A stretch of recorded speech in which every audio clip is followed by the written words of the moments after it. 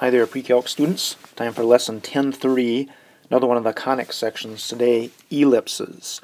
We might know ellipses by their more common name as an oval, but today we're going to look at the mathematics behind it and do some problems in trying to figure out equations and important points of an ellipse. So here's the official highfalutin definition here of an ellipse, a set of all points in a plane where the sum of the distances from two fixed points is the same. So the two fixed points, as we see on this diagram here, are called the focal points or foci.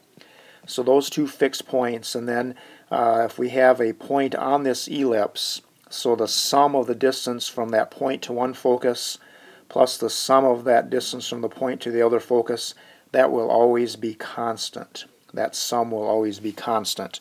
And the old-fashioned way of looking at this is to actually put a couple pins in a piece of cardboard or foam board or something like that. Take a string or something, and so it's a little bit loose, connect it between those two pins, and then take a pencil and just pull your pencil so that's always, the string is always kind of nice and taut. Pull that pencil all the way around, and sure enough you're going to produce an ellipse. By the way, here's an ellipse right here. You can see the conic section, the slicing from that cone that it produces. So there's the definition of the ellipse. Next we're going to look at some important features of an ellipse. So all the ellipses we say have two axes, the major axis, which is always the longer one, and the minor axis, which is the shorter one. And of course an axis could, or a ellipse could be horizontally based or vertically based. Now the letters, we say we like to have you know your ABCs with ellipses. So very important here in that the major axis is actually 2a units long, but we say the distance from the center to the edge, and by the way the edge is called a vertex point here once again.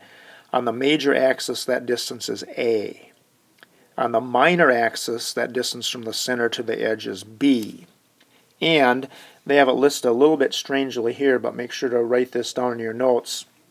That distance from the center to the focal point here, that should actually be C.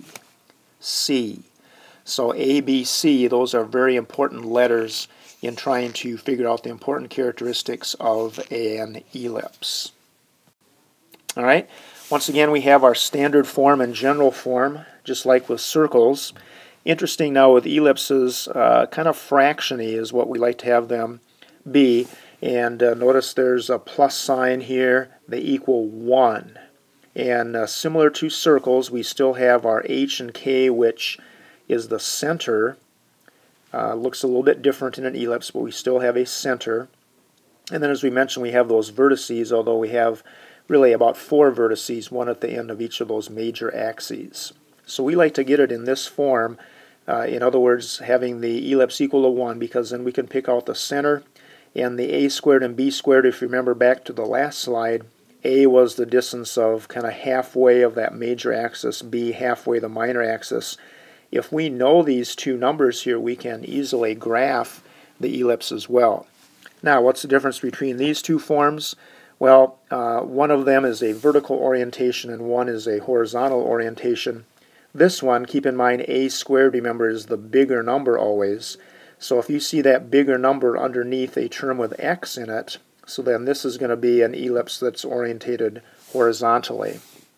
Whereas if you see the bigger number, which again is a squared, underneath the y term, then this is going to be one that is more vertically oriented. Now here is an important feature right here as well.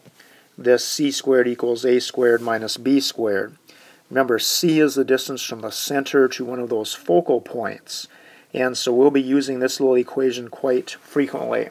It's unfortunate that it's not the same as the Pythagorean theorem. We'll actually see that later on in this conic section unit. But this is what we need to use in order to help us find a or b or c sometimes. Notice our general form for ellipses looks fairly similar to circles, but once again you notice that here's the big difference here. With circles, these two coefficients always had to be the same. In this case, they are not the same. A and C are different coefficients. That's the prime way to distinguish between circles and ellipses, at least when they're in this general form. All right, let's see if we can take a look at how to graph some of these buggers here. So first one, fairly simple little ellipse, x squared over 16 plus y squared over 64 equals 1. I can see here, because the bigger number is underneath the y term, this is actually going to be a vertical orientated ellipse. So all I need to do is I can see here that when it's just an x squared and a y squared, that means my center is at 0, 0. And then I'm going to count on my y-axis, because that's a 64. I'm going to take the square root of that and actually count up 8. So I'm going to count up 8 and down 8 on the vertical side of things. And on the horizontal side of things, since this is 16, I'm going to count over 4. 4 to the right and 4 to the left. That's from the center. Those are my vertex points, and then I can draw my ellipse in there like that. So fairly easy. Now, a little bit trickier on the next one, although not too much more so. Here my center now is going to be -3, 2. And you might, see if I can get this in there, right about there. It looks like -3, 2. This one, notice that since the bigger number is underneath the x term, that this is going to be now an ellipse that has more of a horizontal orientation. So from that center now, there's a squared is 25. I'm going to count over 5 in each direction, so that takes me there and there. And my smaller number, my b squared, is only 4, so I need to count up 2 and down 2 from there. And then I'm going to draw in my ellipse like that. So fairly easy to graph once they're in this standard form. Now let's take a look at a little bit more of a difficult one. This again is still in standard form, but now we'd like to try to maybe graph it and see if we could pick out what the center is and what the foci are and things like that. So again, the center here in this case is going to be -3, +4. So I'm going to just graph that in here right away. -3, +4 takes me right about to there. I can tell this is going to be a horizontal orientation because that bigger number is under the x. I'm going to have to go over 10 in each direction here. So that's going to be a little bit tough to graph. That's going to take me to 7 here, and it's going to take me to -13, I guess, over there, and up 8, which will take me up to 12, and 8 here will take me down to -4 here, I guess. So basically, here's what this ellipse will look like. It's fairly circular, as you can tell. Now, what about the foci and the vertices here? Well, remember the foci we said are always c units from the center. And so in this case, remember I have my c squared equals a squared minus b squared. And my a and b are always in my equation here. A squared is 100 and b squared is 64. If I subtract those, of course, I get 36. Square root of 36 is 6.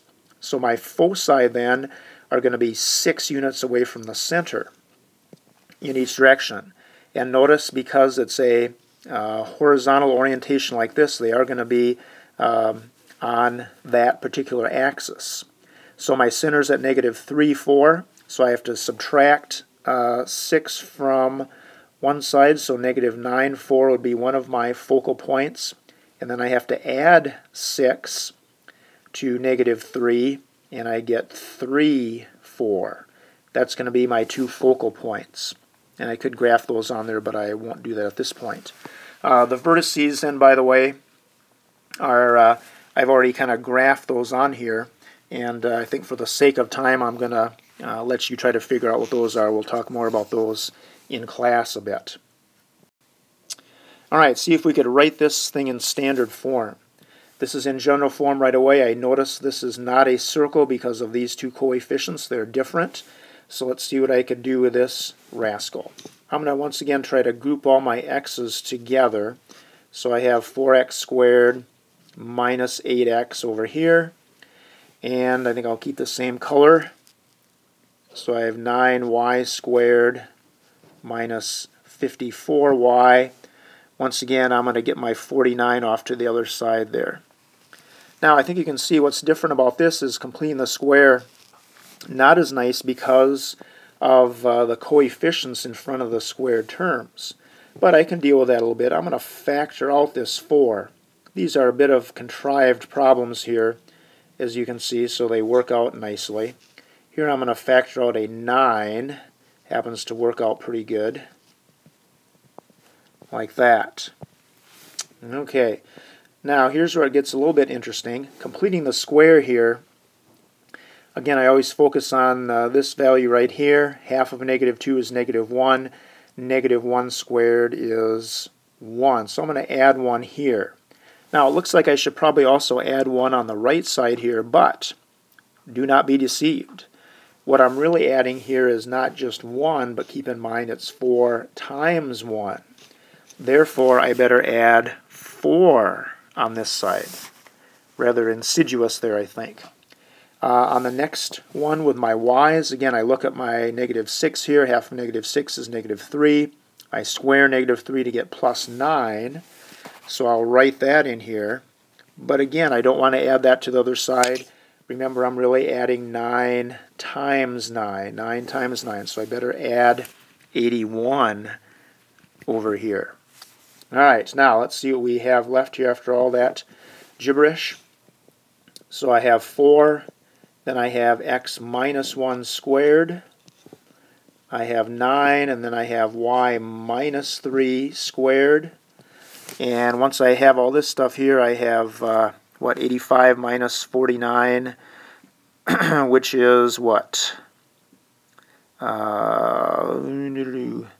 85 minus 50 is 35. 36 then is kind of a nice number. So that's nice. Now, still not quite in the form I want. Remember, I always like to have it equal to 1. So I'm going to divide everything by 36. You can see this is just a little bit more involved than it was with circles. So notice my final answer now will be x minus 1 squared over 4 goes into 36 9 times. Here I'm going to have y minus 3 squared, and 9 goes into 36 4 times, and then that equals 1. So there's that nice standard form that I like to see. A little bit tricky, but certainly you guys can do it. Lastly here, though, we have something called eccentricity. This is a measure of the ellipse's roundness, or how flat it is. Sometimes it's a good way to say. We're not talking about eccentricity as far as eccentric characters like these two fellows, but eccentricity is a measure of the roundness, as we say. So for instance, and by the way, c over a, remember c is a distance on that ellipse. That's the distance from the center to the focus. A is half the length of that major axis. So the closer this eccentricity is to 0, the more circular the ellipse will be. The closer the eccentricity is to 1, the more oblong or oval it will be. So, thanks for hanging in there. Fairly tough lesson here with lots of algebraic stuff going on, and we'll work on this in class tomorrow. Bye now.